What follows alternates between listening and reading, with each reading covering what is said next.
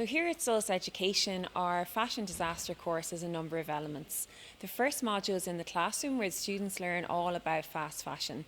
We cover everything from toxic dyes to water usage and also garment workers' rights.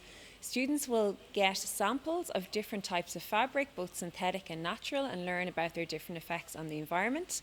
And then we'll move on to the circular economy, and students will learn about the principles of sustainable fashion, which involves repair, rewear, reusing, repurposing, and also upcycling. And that brings us on then to the second module, which is our Trashion show. Students are split into teams and they go into different workshop spaces that contain a number of different stations. These stations have items that you would see normally as rubbish that would be put in the bin.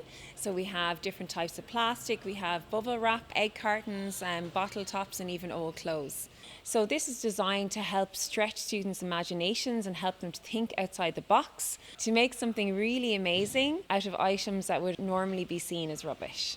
This course is fun, hands-on, educational, and really creative, and it gives students the opportunity to embrace a circular way of living where waste can be seen as a resource.